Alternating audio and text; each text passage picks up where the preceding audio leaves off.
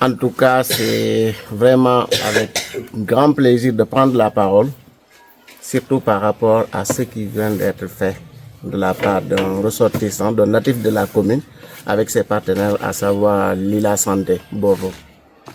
Et je pense que la sage-femme avait dit en Wolof, c'est un matériel dont le poste avait besoin. Parce que qui connaît la zone de Kumbakara, c'est pertinemment que c'est une zone stratégique. Stratégique par rapport à sa position géographique qui est frontalière avec la Guinée-Bissau et qui fait 52 km de frontière.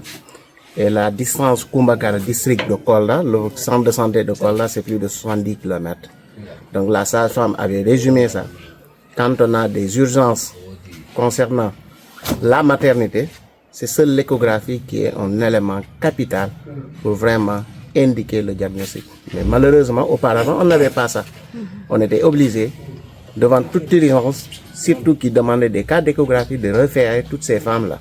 Et on sait qu'elle l'avait dit dans ses propos. La référence, certes, c'est un acte médical, mais la référence ici n'est pas facile parce que les routes ne sont pas praticables.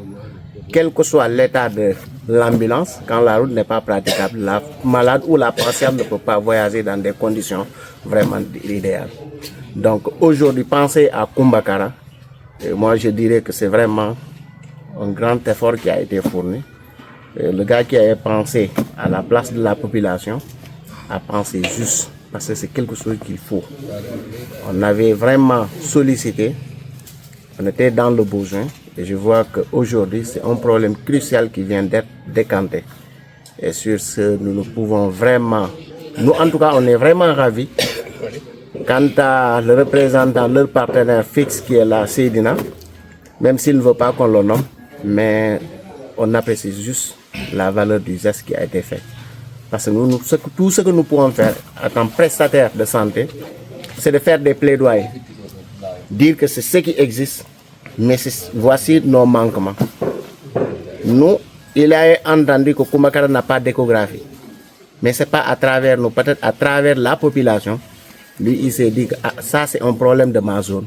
Je dois tout faire pour essayer au moins d'alléger l'urgence dans cette zone. Je pense que c'est ce qu'il a fait. Et Kumbakara, je l'ai dit tantôt, c'est une commune de 60 villages. Certes, il y a 4 postes de santé, mais un seul appareil éco disponible pour tous ces 60 villages. Aujourd'hui, l'acquisition de cet appareil ne veut pas dire que c'est le poste de santé de Kumbakara, mais ça a été octroyé à la communauté, à la population d'une manière générale. Parce que pourquoi je dis 60 villages et plus de 21 000 habitants, quand vous promenez les femmes en âge de reproduction, elles font plus de 1000 par an. Par exemple, vous prenez la zone de Kumbakara qui fait 34 villages, c'est 368 naissances vivantes attendues dans l'année. Donc forcément, les urgences ne vont pas manquer.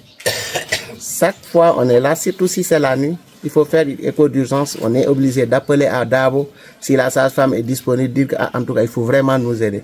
Je pense qu'aujourd'hui, ça va amoindrir l'inquiétude des sages-femmes, surtout leur stress. Et continuer encore à vraiment remercier le partenaire. Le partenaire dire qu'il y a d'autres problèmes qui sont encore là.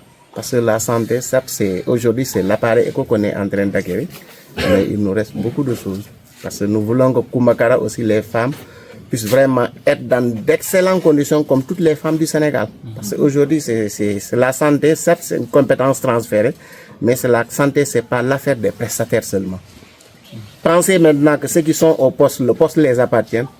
Même encore, les gens n'ont pas compris. Et j'ai vu à travers ce geste, ce que M. Seydina a compris, que c'est une compétence transférée, que tout le monde doit s'y mettre pour vraiment le bien-être de sa population. En tout cas, en tant que chef de poste, j'avais appelé le médecin-chef aujourd'hui, ce matin même, il y a moins de 30 minutes. Il me dit vraiment de remercier le partenaire au nom du district, dire qu'en tout cas, ils sont très très contents. Et nous allons continuer encore à tendre la main. Nous tendons la main, ce n'est pas pour nous les prestataires, mais c'est pour le bien-être des populations. Vraiment, c'est ce que j'avais à vous dire. Et vous remercier par rapport aux gestes que vous venez de faire.